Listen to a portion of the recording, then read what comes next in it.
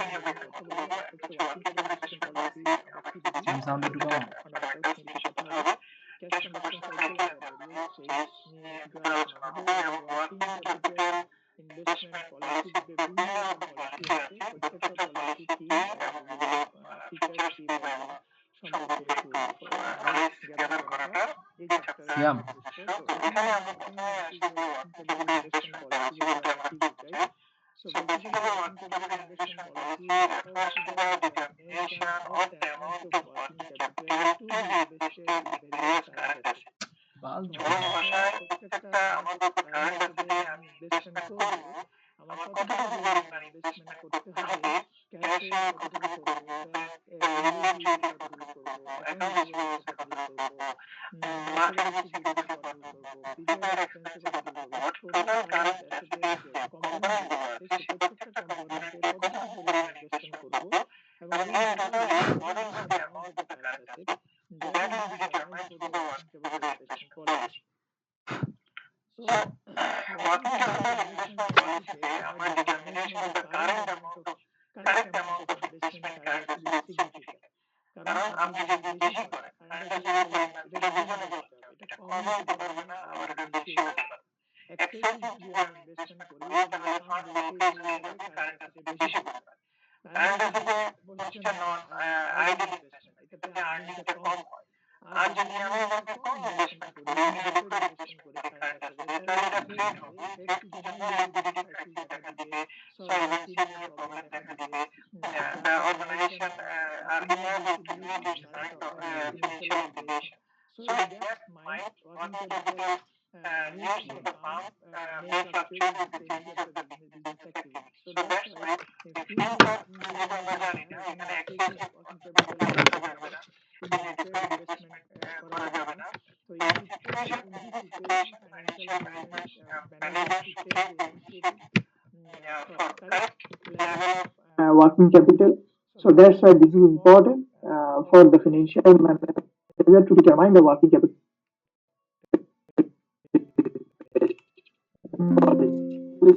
যদি আমি নির্ধারণ করতে চাই তাহলে আমার যেটা প্রথম দরকার সেটা হচ্ছে ক্যাশ কনভার্সন সাইকেল। অর্থাৎ আমাকে আমার আমার অর্গানাইজেশনের জন্য আমার যে ওয়ার্কিং ক্যাপিটাল সাইকেল আছে, একটা সাইকেলে কতদিন পর পর আমার টাকা দরকার হবে, একটা সাইকেলে কত টাকা দরকার হবে এবং কতদিন পর পর, বছরে কয়টা সাইকেল হবে, এটা যদি আমার জানা থাকে তাহলে আমার পক্ষে ডিটারমাইন করা সম্ভব যে what will be the accurate correct amount of working capital. So that's why আমাদের প্রথম যে ইন্ডিকেটরটা দরকার সেটা হচ্ছে ক্যাশ কনভার্সন সাইকেলটা কি। ক্যাশ কনভার্সন সাইকেল বলতে বোঝানো হচ্ছে the length of time from the payment for the purchase of raw materials and the supply to manufacture a product until the collection of the account receivables created by the credit sales of the product. অর্থাৎ আমি যখন raw materials ক্রয় করতেছি সেখান থেকে product গুলো উৎপাদন করে বিক্রিকৃত টাকা কালেকশন হওয়া পর্যন্ত যে সময়টা, এটাকে আমরা বলতেছি ক্যাশ কনভার্সন সাইকেল। অর্থাৎ আমি পণ্য র মেটেরিয়ালস ক্রেডিটে ক্রয় করলাম, এরপরে ফ্যাক্টরিতে প্রোডাক্ট বানাইলাম, ইনভেন্টরি হইলো, সেগুলা আমি সেল করলাম বাকিতে সেল করার পর যাদের কাছে বিক্রি করলাম তাদের কাছ থেকে টাকা কালেকশন করে আমি যাদের কাছ থেকে র মেটেরিয়ালস পারচেজ করছি তাদের পেমেন্ট ক্লিয়ার করলাম। এই যে প্রসেসটা, এটাকে বলা হচ্ছে ক্যাশ কনভার্সন সাইকেল। তো এখানে পাঁচটা ইম্পর্টেন্ট প্রসেস আছে। একটা হচ্ছে purchasing raw materials and supplies on credit, অর্থাৎ আমি র মেটেরিয়ালস পারচেজ করছি ক্রেডিটে এবং আমি সেই লেবার এবং আদার ফ্যাক্টরি এক্সপেন্সেস দিয়ে র মেটেরিয়ালস কে ফিনিশ প্রোডাক্টসে পরিণত করলাম। দেন ফিনিশ প্রোডাক্টস গুলো আমি সেল করলাম ক্রেডিটে সেল করার কারণে অ্যাকাউন্ট রিসিভেবলস ক্রিয়েট হলো এবং এরপরে প্রশ্ন আসে যে সেল কৃত টাকাটা তো পাইনি, তা আমাকে লাস্ট প্রসেস হচ্ছে যে কালেকশন করা এবং কালেকশন করে যে টাকাটা পাবো সেই টাকাটা কালেকশন করে আমার যে খরচ আছে, অপারেটিং খরচ, wage, factory overhead, raw materials যারা আছে সবাইকে আমি টাকা পরিশোধ করবো। এই টোটাল পাঁচটা প্রসেসে হচ্ছে ক্যাশ কনভার্সন সাইকেল। এই পাঁচটা প্রসেসকে আমরা তিনটে অংশে বিভক্ত করেছি। একটা হচ্ছে inventory conversion period, receivables collection period, আর একটা হচ্ছে পেয়েবলস ডিফাল্ট পিরিয়ড। অর্থাৎ ইনভেন্টরি কনভার্সন পিরিয়ড মানে র মেটেরিয়ালস গুলো সেলস এ রূপান্তরিত হতে কতদিন সময় লাগে। আর রিসিভেবলস কালেকশন পিরিয়ড বলতে বুঝাচ্ছি যে আমার ক্রেডিট সেলস গুলো কালেকশন হতে কতদিন সময় লাগে। আর পেয়েবল ডেফার্ড পিরিয়ড হচ্ছে আমি আমার কাছে যারা টাকা পাবে সেই টাকাটা purchase raw materials, labour, payment of labour wage দেওয়া, এগুলো দিতে আমার কতদিন সময় লাগে। এই তিনটা সময় যদি আমি বের করতে পারি তাহলে আমার পক্ষে ক্যাশ কনভার্সন সাইকেল বা ওয়ার্কিং ক্যাপিটাল সাইকেল বা অপারেটিং সাইকেল বের করাটা সহজ হয়ে যাবে। তো ক্যাশ কনভার্সন সাইকেলের ফর্মুলা হচ্ছে এখানে inventory conversion period plus receivables collection period minus payables deferred period. এই তিনটা জিনিস আমি যদি এখানে কারেক্ট করি, কম্বিনেশন করি, দুইটা যোগ inventory conversion period plus receivable collection period, এদিকে আমি যত দ্রুত সম্ভব কাজ করার চেষ্টা করব, এটা যত কম তত ভালো। পেয়েবল ডেফার্ড পিরিয়ড যত দেরিতে দেওয়া যায় তত ভালো। তো এই হিসাব করে আমি যে যোগ বিয়োগ করলে এখান থেকে একটা রেজাল্ট পাবো। সেই রেজাল্টটা অবশ্যই এটা টাইমে আসে, এটাকে আমরা বলি ক্যাশ কনভার্সন সাইকেল। এখন আসি, যখন ক্যাশ কনভার্সন সাইকেল জানা হয়ে যাবে বা আমি যখন নিজের ক্যাশ কনভার্সন সাইকেল, কোম্পানির ক্যাশ কনভার্সন সাইকেল যখন আমি বের করতে পারবো, পরবর্তী প্রশ্ন আসে যে আমার ইনভেস্টমেন্ট পলিসিটা কি, অর্থাৎ আমি কি ধরনের ইনভেস্টমেন্ট অ্যাটিটিউড গ্রহণ করব, আমার ইনভেস্টমেন্টের মেন্টালিটি কেমন। তিন ধরনের মেন্টালিটি হতে পারে ফাইন্যান্সিয়াল ম্যানেজার। একটা হচ্ছে relax current investment policy, restricted current investment policy এবং moderate current investment policy. Relax বলতে যেখানে কারেন্ট অ্যাকাউন্টের পরিমাণ বেশি থাকবে, large amount of cash, marketable securities, inventory রাখা হবে, তখন সেটাকে বলা হয় রিল্যাক্স কারেন্ট ইনভেস্টমেন্ট পলিসি। এটা রেস্ট্রিক্টেড মানে কি হবে, মানে কম পরিমাণে কারেন্ট অ্যাসেট রাখা হবে আর মডারেট কোয়ান্টিটি দেয়া, রিল্যাক্স রেস্ট্রিক্টেড।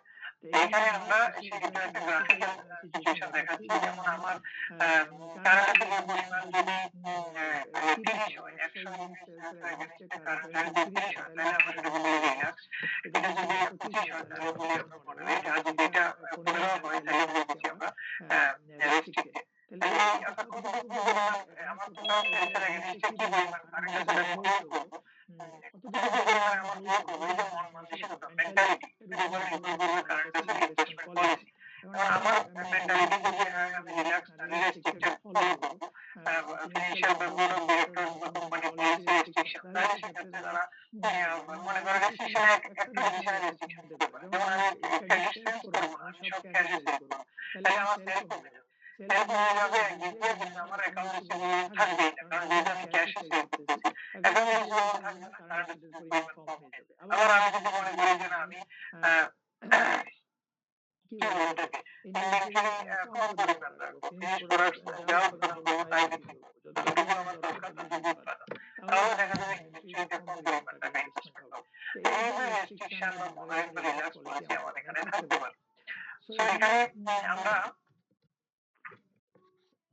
যেটা বলছি, এখানে আমরা একটা প্রবলেম আপনাদেরকে দেখাতে চাচ্ছি যে কিভাবে আমরা যা আলোচনা করলাম আর কি এটার উপরে ভিত্তি করে, যেমন একটা ম্যানুফ্যাকচারিং কোম্পানি, ম্যানুফ্যাকচারিং কোম্পানি 2000 থেকে 2003-এ তাদের কিছু ডাটা দেওয়া আছে, ক্রেডিট সেল দেওয়া আছে, ক্রেডিট পারচেজ দেওয়া আছে, ফিনিশ ইনভেন্টরি দেওয়া আছে, কস্ট অফ গুডস সোল্ড দেওয়া আছে, তারপরে সেলস দেওয়া আছে, অ্যাকাউন্টস পেবল দেওয়া আছে। Calculate the cash conversion cycle of the company and also determine the net working capital of the company. প্রশ্ন কি বোঝা গেছে সবাই? দেখেন তো প্রশ্নটা,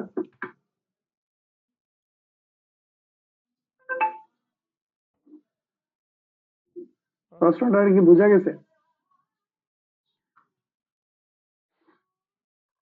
বোঝা গেলে আমরা এখানে প্রথমে ক্যাশ কনভার্সন সাইকেল বের করব, inventory conversion period plus receivables collection period minus payable deferred period. তো ইনভেন্টরি কনভার্সন পিরিয়ডে আমার finish inventory divide by cost of goods sold per day করলে পরে আমি আমার এই ইনভেন্টরি কনভার্সন পিরিয়ডটা পেয়ে যাব। ঠিক একই রকম ভাবে receivables collection period, receivables divide by credit sales per day, তাহলে আমি রিসিভেবলস কালেকশন পিরিয়ড পাবো। Payable deferred period, accounts payable divide by credit purchase per day, তাহলে আমি পেয়েবল ডেফার্ড পিরিয়ডটা পাবো, ডেফার্ড পিরিয়ডটা পাবো। এটার দুইটা যোগ করে ডেফার্ড পিরিয়ডটা বিয়োগ করলে আমি আমার ক্যাশ কনভার্সন সাইকেলটা পেয়ে যাবো। এন্ড ক্যাশ কনভার্সন সাইকেল যখন পেয়ে গেলাম, আমাকে বলছে নেট ওয়ার্কিং ক্যাপিটাল বের করা। নেট ওয়ার্কিং বের করার জন্য আমাকে সূত্রটা হচ্ছে total current asset minus total current liability. Total current asset হচ্ছে ইনভেন্টরি প্লাস রিসিভেবল, যেহেতু এখানে এই দুইটাই ইনফরমেশন দেওয়া আছে, ক্যাশে ইনফরমেশন দেওয়া নাই, যেটা দেওয়া আছে ওটার উপরে ভিত্তি করে কারেন্ট অ্যাসেট বের করব। আর লায়াবিলিটিতে আমাদের শুধু অ্যাকাউন্টস পেয়েবল এর কথা বলা আছে কোশ্চেনে, আর কোনো ইনফরমেশন দেওয়া নেই, সুতরাং আমরা অ্যাকাউন্টস পেয়েবল কে লায়াবিলিটি ধরে নিই। তো এখানে যেটা আসে নেট ওয়ার্কিং ক্যাপিটাল 3 লক্ষ, সিম্পল একটা ম্যাথ। এরপরে এখানে আমরা আরেকটা ম্যাথ নিয়ে কথা বলি। The Sell Food Corporation has an inventory conversion period 60 days. Inventory conversion period দিয়ে দিয়েছে, receivables collection period 36 days, payable deferred period 24 days. Days গুলো তারা ক্যালকুলেট করে দিচ্ছে, আমাকে বলছে লেন্থ অফ ক্যাশ কনভার্সন বের করার জন্য। এবং অ্যানুয়াল সেলস যদি ৩,39,৬০,০০০ টাকা হয় এবং সকল সেলস যদি ক্রেডিটে হয়, what is the average balance of the accounts receivable?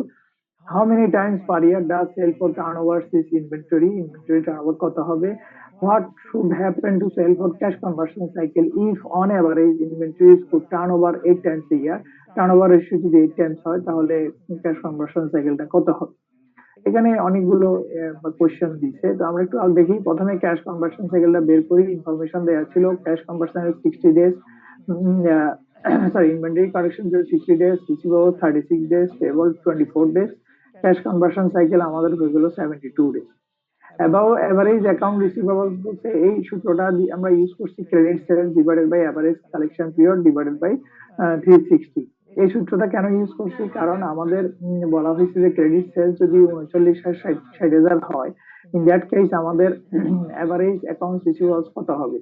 তো সেটা বের করার জন্য এই সূত্রটা ইউজ করছি। এবং এখানে আমাদের কালেকশন পিরিয়ড 36 দিন দেওয়াই ছিল, রিসিভেবলস কালেকশন পিরিয়ড 36 ধরে ক্রেডিট সেলস কা নতুন অ্যামাউন্ট বসাইছি, তাইলে আমার এভারেজ অ্যাকাউন্টস পেবলটা পেয়ে যাবো। দেন আমাদেরকে বলছে ইনভেন্টরি টার্নওভার, সূত্রটা হচ্ছে sales divided by inventory. Sales যেহেতু নতুন ভাবে ফিগার আউট হয়েছে 39,60,000, তাহলে আমার ইনভেন্টরি টার্নওভার রেশিও হয় 6। এরপরে প্রশ্ন ছিল যে ইনভেন্টরি টার্নওভার রেশিও যদি 6 না হয়ে যদি 8 হয়, তাহলে 8 হলে কি হবে? 360 ডিভাইডেড বাই 8, আগে ছিল 360 ডিভাইডেড বাই 6, এখন হবে 360 ডিভাইডেড বাই 8, অর্থাৎ 360 দিনে এক বছর ধরে প্রতি বছরে 8 টাইমস, তাহলে 360 ডিভাইডেড বাই 8। আর 36 হচ্ছে আমার রিসিভেবলস কালেকশন পিরিয়ড, 24 হচ্ছে আমার অ্যাকাউন্টস পেয়েবল ডেফার্ড পিরিয়ড। এটা করলে আমি এখানে ক্যাশ কনভার্সন সাইকেলটা পরিবর্তন হয়ে যাবে। আগে আমাদের ক্যাশ কনভার্সন সাইকেল যেটা ছিল সেখানে 60 ডেজ এর হিসেব ছিল। তো এখন যেহেতু আমার অ্যাকাউন্টস ইনভেন্টরি কনভার্সন পিরিয়ড পরিবর্তন হয়েছে, ইনভেন্টরি টার্নওভার রেশিও হয়ে গেছে, বলা হয়েছে 8 টাইমস। তাহলে 8 টাইমস হলে আমার কালেকশন পিরিয়ড কনভার্সন সাইকেলে কি পরিবর্তন হয়? এখানে 57 ডেজ, যেটা আমরা প্রথম যেটা ক্যালকুলেট করছি সেটা হচ্ছে 72, 72 ডেজ। তাহলে এই কোশ্চেনটা কি বোঝা গেছে কিনা?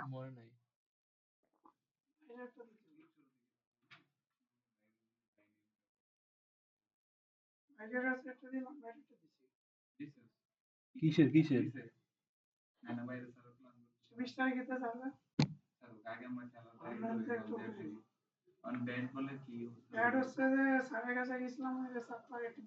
এখানে আমরা ইনভেন্টরি বের করতে চাইলেও এভাবে ইনভেন্টরি বের করতে পারবো, যদিও আমাদের ইনভেন্টরি বের করতে বলে নাই, কারণ এখানে দেখাই দিচ্ছি কিভাবে ইনভেন্টরি বের করতে হবে। এইখানে আমাদের কিছু প্রবলেম আছে, রিভিউ প্রবলেম আছে। এই যে প্রবলেম নাম্বার 1, প্রবলেম নাম্বার 2, দুইটা প্রবলেম আছে এখানে, যেটা আমি করে দেই নাই, এখানে করা নেই, আপনারা এগুলো করবেন। এরকম অনেকগুলো রিভিউ প্রবলেম থাকবে। আপনাদের কাজ হচ্ছে এই যেসব চ্যাপ্টার গুলোতে এরকম রিভিউ প্রবলেম থাকবে, সেই প্রবলেম গুলো শুধুমাত্র চ্যাপ্টারের নাম লিখে solution problem 1, solution problem 2, solution দিয়ে শুধু সলিউশন গুলো নিজের হাতে করে অ্যাসাইনমেন্ট আকারে জমা দেবেন, ঠিক আছে? এটাই আপনাদের ওয়ার্কিং ক্যাপিটাল ম্যানেজমেন্টের অ্যাসাইনমেন্ট। যতগুলো চ্যাপ্টার আমি পড়াবো সবগুলো চ্যাপ্টারের যেসব রিভিউ প্রবলেম গুলো থাকবে সেগুলো আপনারা করে আমাকে জমা দিবেন অ্যাসাইনমেন্ট হিসেবে। স্যার আগের ম্যাথটাতে কি স্যার যে সেলস চেঞ্জ হলে ইনভেন্টরি কনভার্সন সাইকেলের কেমন কতদিন চেঞ্জ হবে এটা বের করা হয়েছে স্যার? হ্যাঁ, সেটাই তো কোশ্চেনে বলছে। কোশ্চেনে কি বলছে? How many times per year does sell turnover is each inventory? অর্থাৎ এই সেলস এর ফলে এই টার্নওভার কি হবে, কতদিনে লাগবে স্যার এটা? হ্যাঁ কত হবে, টার্নওভারটা কত হবে, inventory turnover, what is this inventory turnover, সেটাই আমরা বের করছি যে ইনভেন্টরি টার্নওভার হচ্ছে 6 টাইমস। জি স্যার, বুঝতে পারছি।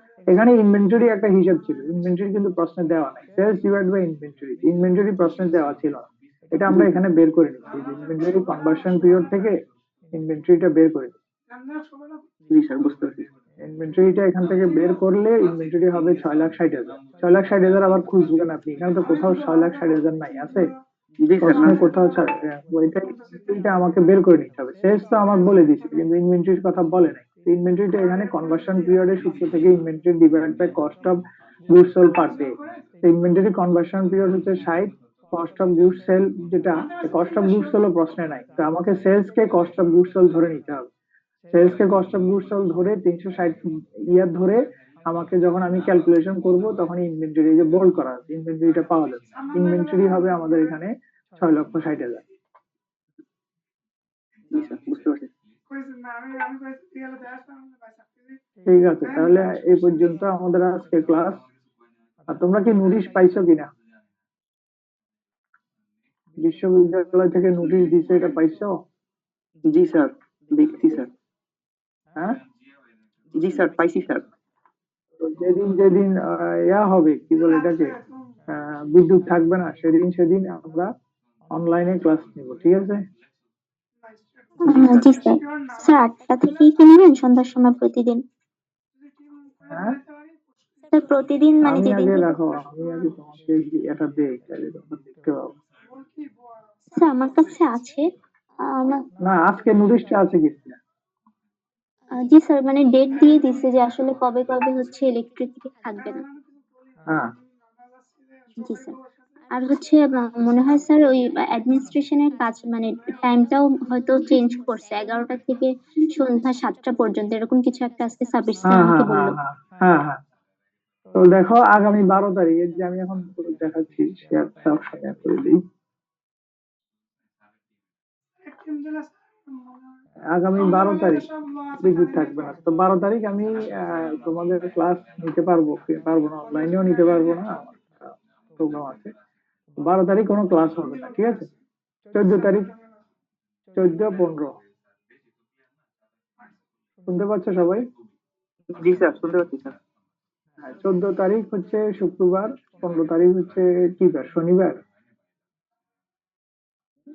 14, 15 শুক্র শনিবার আমরা 18 তারিখ ক্লাস নেব, ঠিক আছে? জি স্যার, 18 তারিখ অনলাইন স্যার 18, সন্ধ্যার সময়। হ্যাঁ অনলাইন যা হবে, দিনে তো হবে না, অনলাইন সন্ধ্যার সময় নিব, ঠিক আছে? 18 তারিখ ক্লাস নিব, 19 তারিখ ক্লাস নিব, 20 তারিখ নিব, 22 তারিখ নিব, 24 তারিখ নিব, 27 তারিখ নিব, 28 তারিখ নিব, ঠিক আছে? যেসব দিনে আমাদের এই কি বলে এটা বিদ্যুৎ থাকবে না যে দিনগুলোতে, সেগুলোতে আমরা অনলাইন ক্লাস নিব। আর স্যার 16 আর 17 আর 23, 25, 26 এইগুলোতে তো স্যার মানে বিদ্যুৎ এগুলোতে থাকবে। অফলাইন ক্লাস হবে। হ্যাঁ, অফলাইন ক্লাস হবে। তো তোমাদের যদি অন্যান্য টিচারদের ক্লাস যদি তোমাদের সুযোগ থাকে, তোমরা সেগুলো করে নিবে। ওকে স্যার, ঠিক আছে। আসসালামু আলাইকুম আর স্যার। আমাদের এই মিড সিলেবাস, ওয়ার্কিং ক্যাপিটালে মিড সিলেবাস হচ্ছে প্রথম এই 1 এবং 2 চ্যাপ্টার। চ্যাপ্টার নাম্বার 1, না তোমাদের কে ইয়ে আছে না ওয়ার্কিং ক্যাপিটাল, আমার সাথে কে নিবে? আর স্যার নুরনবী স্যার। ও ও নিবে কোন কোন চ্যাপ্টার?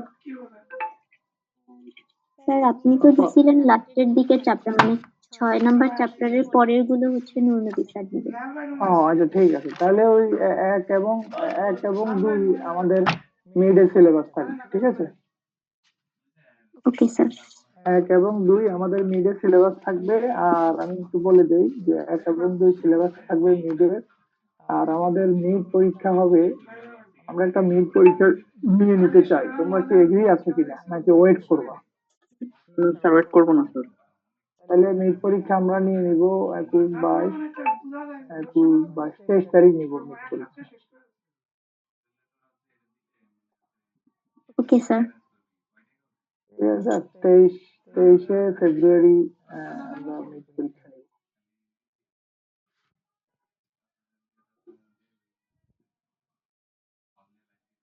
স্যার রমজানে কি ক্লাস হবে আমাদের?